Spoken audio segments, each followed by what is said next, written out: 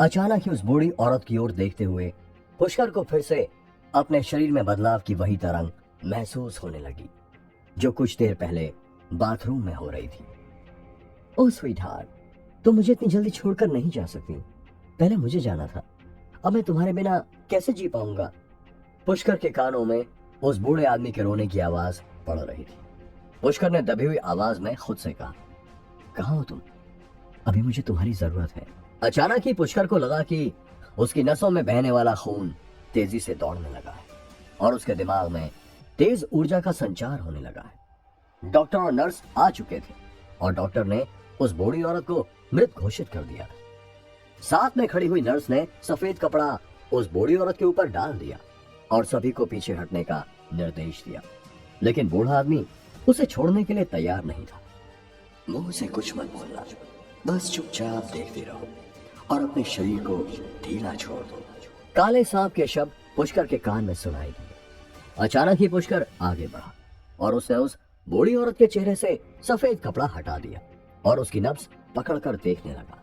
अरे कौन है ये लड़का? ये पागल है क्या? वो औरत मर चुकी है, डॉक्टर ने चिल्लाते हुए कहा। उसने अपने साथियों को इशारा किया और पुष्कर को एक और हटाने के लिए कहा, लेकिन पुष्कर के कानों में किसी और की कोई भी आवाज नहीं पड़ रही थी। उसने उस बूढ़ी औरत का हाथ पकड़ा और कुछ मंत्र बुदबुदाए और कुछ ही देर में पुष्कर को एहसास हुआ कि उसके शरीर में उठता हुआ तेज गर्म उफान उस बूढ़ी औरत के शरीर में प्रवाह होने लगा है। श्रावणी और चक्रधर के साथ साथ बूढ़ी औरत का पति भी पुष्कर की ओर घूर रहा था। किसी को भी यह समझ नहीं आ रहा था कि यहाँ क्या हो रहा है। जब वो औरत मर चुकी है तो पुष्कर क्यों सभी लोगों का समय बर्बाद कर रहा है? उधर पुष्कर अपने मन के अंदर उठती हुई तेज ओम के उच्चारण की ध्वनि को साफ साफ सुन सकता था। इस समय अचानक ही उसे अपनी आंखों के सामने एक बूढ़ा आदमी दिखाई देने लगा जो किसी ऊंचे पर्वत पर बैठकर तेज आवाज में ओम का जाप कर रहा था। उस बूढ़े आदमी की वेशभूषा किसी अघोरी के जैसी थी और जो काले और नीले सांप पुष्कर को अपने कंधों पर दिखाई देते थे, वो ही सांप उस अघोरी के कंधों पर भी लिपटे हुए थे। अघोरी का रंग बिल्कुल काला था। उसके गले में रुद्राक्ष की बड़ी सी माला थी और बड़ी बड़ी दाढ़ी ने उसके पूरे चेहरे को ढका हुआ था। पुष्कर को लगातार अपने कानों में उस अघोरी के द्वारा बोले जा रहे मंत्र सुनाई पड़ रहे थे। फिर अचानक ही अघोरी के गले में लिपटे हुए सांप ने तेज फुंकार मारी और उधर घबराते हुए पुष्कर ने आंखें खोल दी। पुष्कर ने देखा कि बूढ़ी औरत की सांसें लौट आई और उसके मुंह से तेज खून की उल्टी हुई है। वो बूढ़ी औरत जो कुछ समय पहले अपनी सांसें छोड़ चुकी थी, वो उठकर बुरी तरह घास रही थी। ये तो चमत्कार है, ये कैसे हो सकता है? आसपास खड़े सभी लोग, यहाँ तक कि डॉक्टर और उसके साथ आई हुई नर्स भी अचंभित थी। उन्हें समझ ही नहीं आ रहा था कि अचानक ही एक मरी हुई औरत जिंदा कैसे हो सकती है। ओह, तुम जिंदा हो गई स्वीट हार्ट। छोटे बच्चे, मैं तुम्हारा ये एहसान जिंदगी भर नहीं भूलूंगा। तुमने ये कैसे किया? मैं और मेरा परिवार आज से तुम्हारे एहसानमंद हैं। बूढ़ा आदमी लगातार अपनी बीवी से लिपटकर रोते हुए पुष्कर से सभी बातें कह रहा था। उधर चक्रधर और श्रावणी को भी यकीन नहीं आ रहा था कि कुछ समय पहले मौत के मुंह में जा चुकी औरत को पुष्कर ने वापस से जिंदा कर दिया है। लेकिन पुष्कर के दिमाग में कुछ और ही चल रहा था। उसे उस अघोरी बाबा की शक्ल धुंधली धुंधली सी याद आ रही थी जिसे उसने कुछ ही देर पहले अपने मन के अंदर देखा था। बेशक यहाँ मौजूद लोगों की नजरों में यह कारनामा पुष्कर ने किया था, मगर पुष्कर को मालूम था कि ये उसका नहीं बल्कि उसी बाबा की करामात है जो उसे अपने अंदर दिखाई दिए थे। उफ, उन बाबा का चेहरा और वो सांप कितने डरावने थे। वो कौन है? यही बातें सोचते हुए पुष्कर चक्रधर के रेस्टोरेंट से बाहर निकल गया और सड़क पर चलते हुए आगे बढ़ गया। उसने पलटकर श्रावणी को भी नहीं देखा था। उधर कॉम्प्लेक्स के अंदर बूढ़े आदमी के परिवार के लोग पहुंच चुके थे। कॉम्प्लेक्स के बाहर गाड़ियों की लाइन लग चुकी थी और उनके अंदर से बूढ़े आदमी के परिवार के लोग और बहुत से बॉडीगार्ड्स भी बाहर निकलकर तेजी से अंदर की ओर भाग रहे थे। चक्रधर और उसके साथी डरे सहमे से एक कोने में खड़े हुए थे। तभी चक्रधर को सामने एक लंबा चौड़ा आदमी दिखाई दिया जिसने महंगा सूट पहना हुआ था और उसकी महंगी घड़ी दूर से ही चमक रही थी। चक्रधर उस आदमी को पहचानता था। वो तेजी से आगे बढ़ते हुए उस आदमी के नजदीक पहुंच गया और सिर झुकाकर उसका अभिवादन करते हुए बोला, सर आप यहाँ? चक्रधर की आवाज में डर साफ साफ दिखाई पड़ रहा था। वो कहाँ है? मिस्टर सिंघानिया ने चक्रधर से पूछा। कौन सर? आप किसके बारे में बात कर रहे हैं? चक्रधर ने डरते हुए सिंघानिया से पूछा। लेकिन जितनी जल्दी चक्रधर ने अपनी बात खत्म की थी, उतनी ही तेजी से उसके गाल पर एक जोरदार तमाचा पड़ चुका था। थप्पड़ के बाद चक्रधर की हिम्मत नहीं थी कि वो उसके आगे मिस्टर सिंघानिया से कोई और सवाल पूछ सके। और हाँ, थप्पड़ पड़ते ही चक्रधर को यह भी समझ आ गया था कि मिस्टर सिंघानिया किसके बारे में पूछ रहे हैं। इसलिए उसने उस कैबिन की ओर इशारा किया जहां वो बूढ़ा आदमी और उसकी बीवी मौजूद थे। मिस्टर आनंद महेंद्रू, अब कैसी तबीयत है मिसेस महेंद्रू की? सिंघानिया ने कैबिन में पहुंचते ही सामने बैठे हुए बूढ़े आदमी से पूछा। ओह गॉड, क्या ये बूढ़ा couple mister and Mrs Mahendru है? सिंघानिया की बात सुनते ही चक्रधर और उसके साथियों के होश उड़ गए थे। उन्होंने कभी सपने में भी नहीं सोचा था कि इस समय उनके रेस्टोरेंट में शहर के इतने बड़े रईस और उनकी पत्नी मौजूद थे। और अभी अभी जिस बूढ़ी औरत की जान पुष्कर ने बचाई थी, वो और कोई नहीं बल्कि मिसेस महेंद्रू थी। तभी अचानक एक और सूट बूट पहने हुए मध्यम उम्र का आदमी, जिसके साथ एक बहुत ही सुंदर लड़की भी थी, वो सभी तेजी से उस कैबिन की ओर दौड़ते हुए आए। रेस्टोरेंट के अंदर लोगों का तांता लग चुका था। बहुत से बॉडीगार्ड जो कि ब्लैक सूट में थे, वो सभी रेस्टोरेंट के अंदर आ चुके थे। उधर पुष्कर सड़क के रास्ते चलते हुए एक सुनसान जगह पर पहुंच चुका था, जहां एक शांत झील थी और लोगों का आना जाना ना के बराबर था। पुष्कर को अभी भी धुंधली सी अघोरी बाबा की शक्ल याद आ रही थी, जो उसने कुछ ही समय पहले बूढ़ी औरत को ठीक करते समय देखी थी। और उसके द्वारा बोला जा रहा ओम मंत्र का जाप अभी तक पुष्कर के कानों में गूंज रहा था। ये मंत्र और जाप ठीक वैसा ही था जैसे कभी बचपन में पुष्कर को उसकी माँ ने सिखाया था। पुष्कर झील के किनारे शांति से बैठ गया और फिर जैसे ही उसने आंखें बंद की तो फिर से उसे वही काले और नीले रंग के जहरीले सांप दिखाई देने लगे थे। पुष्कर ने ध्यान लगाना शुरू करते ही ओम का उच्चारण शुरू कर दिया था। जब भी तुम्हें कुछ समझ ना आए और जिंदगी में बहुत सी उलझनों ने तुम्हें घेर लिया हो, तो शांति से बैठकर ओम के जाप के साथ महादेव को याद करना। देखना, महादेव तुम्हारी जरूर रक्षा करेंगे और तुम्हें सही रास्ता दिखाएंगे। माँ की दी हुई सीख पुष्कर के कानों में गूंज रही थी और उसी का पालन करते हुए पुष्कर ने इस परेशानी का हल ढूंढने के लिए ही ध्यान में बैठकर ओम का जाप करना शुरू कर दिया था। पुष्कर का मन अंदर ही अंदर डूबने लगा था और उसे अपने अंदर जोरों से ओम की ध्वनि सुनाई देने लगी थी। उधर रेस्टोरेंट के अंदर मिस्टर महेंद्रू का परिवार उन्हें देखते ही बेचैन हो गया था। दादाजी, दादाजी, एक खूबसूरत लड़की चिल्लाते हुए आगे बढ़ी। माँ पिताजी, आप दोनों ठीक तो हैं? उस आदमी ने बूढ़े आदमी और उनकी पत्नी से कहा। आनंद महेंद्रू के परिवार के साथ उनके पारिवारिक डॉक्टर मिस्टर सत्यजीत भी आए हुए थे। मिस्टर और मिसेस महेंद्रू दोनों कुर्सी पर शांति से बैठ चुके थे। ओह, हमारी प्यारी पोती मेघा भी हमसे मिलने के लिए आई है। मिस्टर महेंद्रू ने मेघा के गाल पर हाथ रखते हुए कहा। डॉक्टर सत्यजीत, प्लीज देखिए ना, मेरी दादी को क्या हुआ है।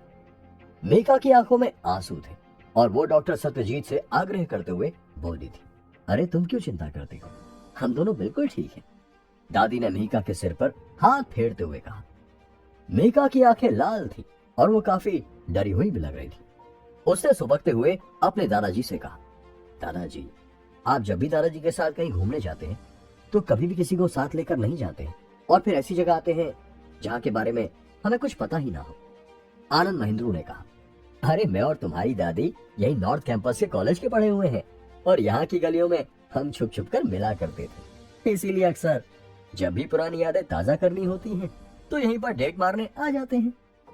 ये कहते हुए मिस्टर आनंद महेंद्रू बहुत तेजी से हंसने लगे। तभी मिस्टर सिंघानिया ने हंसते हुए कहा, मिस्टर महेंद्रू, आप जब भी दोबारा जगह पर आए तो कृपया एक बार मुझे जरूर फोन कर दें। मैं यहाँ आपके लिए सभी इंतजाम भी कर दूंगा। मैं आगे से ध्यान रखूंगा। लेकिन वो लड़का पुष्कर कहाँ गया? अगर वो आज ना होता तो तुम्हारी दादी जिंदा नहीं बचती मेघा, दादाजी ने कहा। मिस्टर महेंद्रू की बात सुनते ही सभी लोग इसे उनका आदेश समझकर पुष्कर को इधर उधर खोजने लगे, लेकिन वो उन्हें कहीं भी दिखाई नहीं दिया।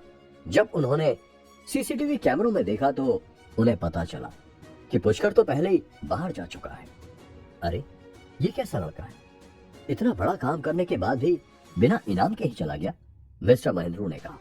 उधर झील के किनारे पुष्कर ओम का जाप करता हुआ शून्य की स्थिति में जा चुका था।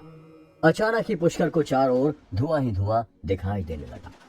ठंडी ठंडी सर्द हवाएं चल रही थी और तभी उसे एक ऊंचे बर्फीले पर्वत पर बैठा हुआ वही अघोरी दिखाई दिया जो उसे बूढ़ी औरत को ठीक करते हुए दिखाई दिया था। उसके चारों ओर भयंकर काले और नीले रंग के सैकड़ों सांप दिखाई दे रहे थे जो समय समय पर फुंकार मार रहे थे। अघोरी की आंखें बंद थी और वो बेहद ही सटीक और साफ आवाज में ओम का जाप कर रहा था। उसके काले काले लंबे बाल जटाओं की तरह आपस में उलझे हुए थे और उसके गले में रुद्राक्ष की बड़ी सी माला पुष्कर को साफ साफ दिखाई दे रही थी। धीरे धीरे पुष्कर अपने मन में अंदर की ओर झांकते हुए आगे बढ़ने लगा था। उसका अंतर्मन साफ साफ देख सकता था कि बर्फीले पर्वत पर बैठे उस अघोरी जैसे बाबा के गले में एक बहुत बड़ी नरमुंड की माला भी थी और उसका चेहरा दाढ़ी और मूंछों के बालों से ढका हुआ था। उसके माथे पर त्रिपुंड बना हुआ था और उसके माथे से ऐसा तेज निकल रहा था जैसे सूरज की रोशनी हो। पुष्कर धीरे धीरे उसे नजदीक से देखने के लिए आगे बढ़ रहा था। फिर अचानक ही उस बूढ़े अघोरी की आंखें खुल गई जो खून की तरह सुर्ख लाल थी। उसकी लाल लाल बड़ी बड़ी आंखें देखकर पुष्कर बुरी तरह डर गया और उसका ध्यान टूट गया। सुबह हो चुकी थी। पुष्कर ने अपने शरीर की धूल हटाने के लिए जल्दी से कपड़े उतारे और सामने झील में छलांग लगा दी। कुछ देर बाद जब पुष्कर अच्छे से नहा चुका था तो वो झील से बाहर निकल आया और जैसे ही पुष्कर किनारे पर आकर अपने कपड़े पहनने वाला था तभी उसे झील के सामने से जाने वाली सड़क पर एक लड़की दिखाई दी। पुष्कर ने ध्यान से देखा तो वो लड़की उसे की ओर देख रही थी। उस लड़की को देखकर पुष्कर एक बार के लिए चौंक गया था क्योंकि उसे बिल्कुल भी अंदाजा नहीं था कि कोई इस तरह के सुनसान जगह पर भी आ सकता है। पुष्कर ने जल्दी से अपने कपड़े पहन लिए और वो धीरे धीरे उस लड़की की ओर बढ़ने लगा, लेकिन तभी उसे एक तेज कार की आवाज सुनाई दी और उसके बाद एक गोली की आवाज, जिसे सुनते ही पुष्कर के पांव जहां थे वहीं के वहीं रुक गए। क्या पुष्कर उस लड़की को बचा पाएगा? कौन था वो आदमी जिसने उस लड़की पर गोली चलाई थी? जानने के लिए सुनते रहिए ये एक्साइटिंग कहानी। सिर्फ आगे की कहानी के लिए हमारे channel the unlimited vlog story को सब्सक्राइब करके हमारे साथ जुड़ी रहे। गोली लड़की की कमर में लग गई थी। उसने भागने की कोशिश की थी मगर ज्यादा दूर तक भाग नहीं सकी और गिर गई। ये कोई नॉर्मल लड़की तो नहीं हो सकती, पुष्कर ने कहा। पुष्कर ने देखा था कि गोली लगने के बाद भी वो लड़की कुछ दूर तक भागती हुई गई थी और वो चिल्लाई तो बिल्कुल भी नहीं, उल्टी वो गाड़ी के पीछे भागने लगी थी। लेकिन तभी पुष्कर ने देखा कि जिस गाड़ी के ड्राइवर ने उस लड़की को गोली मारी है वो लड़की को नीचे गिरा हुआ देखकर रुक गया है। उस गाड़ी में से एक आदमी निकल कर आया और उसने लड़की को उठाकर अपनी गाड़ी में डाल दिया। आगे बढ़ो, इंतजार किस बात का है? अचानक ही पुष्कर के कान के पास से आवाज आई। पुष्कर ने देखा कि उसके कंधे पर बैठा हुआ काला सांप उसे ही देख रहा है। तुम फिर आ गए, आखिर कौन हो तुम? वो सांप को देखते ही पुष्कर की हवाइयां उड़ गई थी। ये परिचय देने का समय है, पहले हमें उस लड़की की जान बचानी होगी, उस काले सांप ने कहा। नहीं, हम उस लड़की की जान क्यों बचाएंगे? तभी पुष्कर के कानों में दूसरी आवाज आई। उसने पलटकर देखा तो उसके दूसरे कंधे पर दूसरा नीले रंग का सांप था। पुष्कर हक्का बक्का रह गया था। वो बिल्कुल भी नहीं समझ पा रहा था कि ये दोनों सांप उसके कंधों पर क्यों बैठे थे और अचानक ही उस लड़की के लिए क्यों लड़ रहे थे। आप दोनों कौन हैं और मेरे कंधों पर क्यों बैठे हो? पुष्कर ने डरते हुए पूछा। तुम्हारे सवालों का जवाब देना हमारा काम नहीं है। इस समय जो मैं कह रहा हूँ चुपचाप होकर। काले सांप ने फुंकार मारते हुए कहा। लेकिन आप दोनों हैं कौन और क्यों मुझे परेशान कर रहे हो? मुझे डर लग रहा है। पुष्कर ने डरते हुए कहा। तुम्हें डरने की कोई जरूरत नहीं है, हम तुम्हारी रक्षा करने के लिए काफी हैं। काले सांप ने कहा। अरे वो तो इधर ही देख रहा है।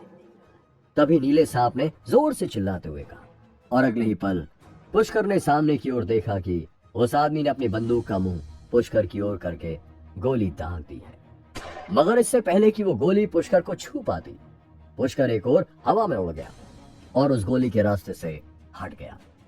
पुष्कर हवा में कलाबाजी खाकर वापस जमीन पर आ चुका था और जैसे ही उसने पांव फिर से जमीन पर रखे, पुष्कर ने तेजी से एक पत्थर का टुकड़ा उठाया और पूरी जान लगाकर तेज गति से उस आदमी की ओर फेंक दिया। पुष्कर जानता था कि ये गोली से बचना और हवा में कलाबाजी वो नहीं, बल्कि उसके दोनों कंधों पर बैठे हुए उन सांपों की करतूत। अगर सही समय पर उसके सीधे कंधे पर बैठा हुआ काला सांप उसे एक और ना खींचता तो वो गोली से नहीं बच पाता। पत्थर का वो टुकड़ा हवा में गोली से भी तेज रफ्तार से गया और सीधे उस आदमी के माथे में घुस गया।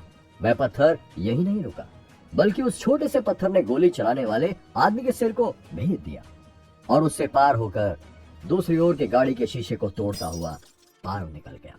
पुष्कर ने खुद को सामान्य करने के लिए तेजी से कुछ गहरी सांस ली और फिर वो जल्दी से उस कार की ओर आगे बढ़ा। पुष्कर जानता था कि इस गाड़ी में कैमरा लगा हो सकता है, जिससे कि उसकी तस्वीर इस गाड़ी के मालिक या फिर इस आदमी के बॉस तक जा सकती है। इसीलिए उसे इस गाड़ी के रिकॉर्डिंग डिवाइस को नष्ट करना ही होगा। जैसे ही पुष्कर ने आगे बढ़ते हुए गाड़ी का पिछला दरवाजा खोला तो एक मासूम सा बदन उसकी ओर गिर गया। ये वही लड़की थी जो बेहोश हो चुकी थी। पुष्कर ने उस लड़की के मासूम चेहरे को देखा और पाया कि वो लड़की सचमुच बहुत ही खूबसूरत थी। उस लड़की ने एक सफेद ड्रेस पहनी हुई थी, जैसे कि वो किसी डिनर पार्टी में जा रही हो। उसकी खूबसूरत बाहें और पतली पतली उंगलियां देखकर ऐसा लग रहा था जैसे कि वो पियानो बजाती हो। तभी पुष्कर ने उसकी हथेलियों पर जख्म का निशान देखा, जिससे पुष्कर समझ गया कि उसने जरूर हाथ में खंजर पकड़ा हुआ होगा और उसके हाथ से खून की बूंदें भी नीचे गिर रही थी। पुष्कर ने उस लड़की को संभालते हुए ऊपर की ओर उठाने की कोशिश की और तभी उसकी नजर लड़की के गले से होते हुए नीचे गहराई तक चली गई। नजरों को संभालो, ये कई बार बड़ी मुश्किलों में डाल देती है। तभी उसके सीधे कंधे पर बैठे हुए काले सांप की आवाज पुष्कर के कान में पड़ी और पुष्कर ने अपनी आंखें उस लड़की के सीने से हटा ली। पुष्कर लड़की को उठाकर नीचे लिटाना चाहता था, मगर तभी उस लड़की के एक हाथ ने पुष्कर को कस कर पकड़ लिया और उसके गुलाबी होंठ धीरे से खुले। लड़की ने धीमी आवाज में पुष्कर से कहा, प्लीज मुझे बचा लो, प्लीज मुझे बचा लो। पुष्कर ने देखा कि गोली उस लड़की के कंधे के पास फंसी हुई है। पुष्कर ने सामने की ओर से लड़की के कंधे पर उंगली घुमाई और गोली की सही स्थिति को भांप लिया, लेकिन उसकी इस हरकत ने लड़की को दर्द से करहाने पर मजबूर कर दिया था। नतीजा ये हुआ कि वो लड़की दर्द में चिल्लाती हुई पुष्कर से लिपट गई। उफ, ये क्या है? ये तो बहुत ही गहरा घाव है। इसमें से कितना खून बह रहा है। इसकी तो हड्डी भी साफ नजर आ रही है। पुष्कर ने जैसे ही उस लड़की के कंधे का घाव देखा तो वो बेचैन हो उठा और बोला, इस लड़की को बचाना बहुत जरूरी है। तुम अपने हाथों को बिल्कुल ढीला छोड़ दो, मुझे इसके शरीर से एक गोली निकालनी होगी। पुष्कर को परेशान होता देखकर काले सांप ने कहा, ठीक है। पुष्कर ने कहा और फिर उसने अपने हाथों को बिल्कुल ढीला छोड़ दिया। जैसे ही पुष्कर ने अपने हाथों को ढीला छोड़ा तो उसका सीधा हाथ अपने आप उठा और उसकी दो उंगलियां लड़की के कंधे पर गोली से किए हुए घाव में घुस गई और फिर कुछ ही देर में सांप ने पुष्कर की उंगलियां इस्तेमाल करके लड़की के कंधे से गोली बाहर निकाल दी। लेकिन लड़की इस दर्द को सहन नहीं कर पाई और बेहोश हो गई। इसका बहुत खून बह रहा है, अगर ऐसे इसका खून बहता रहा तो ये मर भी सकती है। पुष्कर ने कहा, उन झाड़ियों की ओर चलो, मुझे उधर कुछ जड़ी बूटियों की महक आ रही है। सांप ने कहा। पुष्कर झील के किनारे पर उगी हुई झाड़ियों की ओर चल पड़ा। झाड़ियों के बीच में पहुंचते सांप ने फुंकार मारते हुए चारों ओर देखा और पुष्कर से कहा, वो जो नीले रंग के छोटे छोटे पौधे तुम्हें उस पत्थर के चारों ओर दिखाई पड़ रहे हैं, उन्हें उखाड़ लो।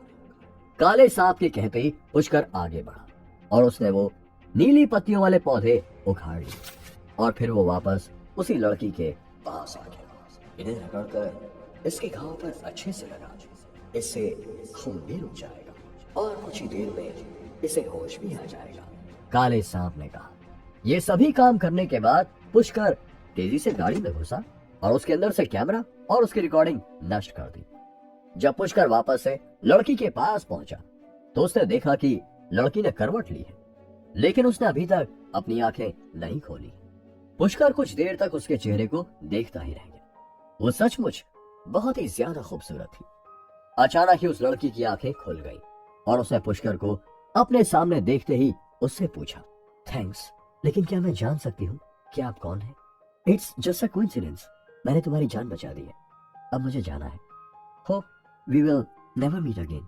ये कहते हुए पुष्कर लड़की को उसी स्थिति में छोड़कर वहां से चल पड़ा, क्योंकि वो किसी भी मुसीबत में नहीं पड़ना चाहता था। पुष्कर वापस शहर में आ चुका था और इस समय वो बहुत भूखा था, इसलिए वो एक रेस्टोरेंट में पहुंच गया जो उसके कॉलेज के बाहर ही था। रेस्टोरेंट में बैठते ही पुष्कर ने सामने खड़े हुए वेटर को बुलाया और उसे खाने का ऑर्डर दे दिया और फिर वो उन्हीं बाबा और सांपों के बारे में सोचने लगा। पुष्कर की भूख पहले से बहुत ज्यादा बढ़ चुकी थी, क्योंकि उसके अंदर वो अकेला नहीं था। वो दृश्य अभी तक पुष्कर की आंखों के सामने घूम रहा था। वो बर्फीले ऊंचे ऊंचे पहाड़ और उनके ऊपर शांति से बैठे हुए वो अघोरी बाबा। पुष्कर अपने ही ख्यालों में डूबा हुआ था कि तभी एक दुबली पतली सी लड़की उसके सामने आकर बैठ गई और इतने में ही उसका दिया हुआ ऑर्डर भी वेटर ने लाकर टेबल पर रख दिया। पुष्कर अपने सामने रखे हुए खाने को देख ही रहा था कि तभी उसके कानों में एक पतली सी मधुर आवाज पड़ी, ओह डार्लिंग, आप भी ना, पता नहीं इतना कम क्यों खाने लगे हो? ये देखो, यहाँ की स्पेशल डिश रसमलाई तो आपने ली ही नहीं। पुष्कर ने उस लड़की की आवाज सुनते ही उसकी ओर घूर कर देखा। पुष्कर ने उसे पहले कभी नहीं देखा था, और अगर देखा भी था तो इस समय उसे बिल्कुल भी उसकी शक्ल याद नहीं आ रही थी। लेकिन वो लड़की ऐसे बर्ताव कर रही थी कि जैसे वो उसका हस्बैंड हो। उस लड़की ने सफेद चमकदार ड्रेस पहनी हुई थी और उसके मासूम चेहरे पर वो बड़ी बड़ी आंखें। उन्हें देखकर तो पुष्कर देखता ही रह गया था। सचमुच ऐसी अप्सरा जैसी खूबसूरती का पति कौन मर्द नहीं बनना चाहेगा। तभी सामने बैठी उस लड़की, जिसका नाम शिखा था, ने अपने दांतों से निचले होंठ को काटा और आंख मारते हुए पुष्कर की प्लेट में रसमलाई का कुछ हिस्सा डाल दिया। लेकिन पुष्कर अभी तक उसे समझ नहीं पाया था। माय डार्लिंग हस्बैंड, खाइए ना, अगर आप अच्छे से नहीं खाएंगे तो सचमुच मेरा दिल टूट जाएगा। शिखा ने मुस्कुराते हुए कहा, क्या हम दोनों एक दूसरे को जानते हैं? पुष्कर ने अपनी आंखें चढ़ाते हुए कहा।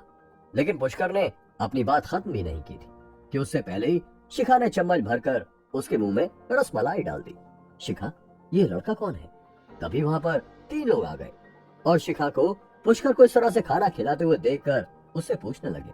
कार्तिक, जिसने शिखा से पूछा था, वो बेहद गुस्से में लग रहा था, यहाँ तक कि उसने अंदर आते समय हाथ में बियर की बोतल भी पकड़ी हुई थी।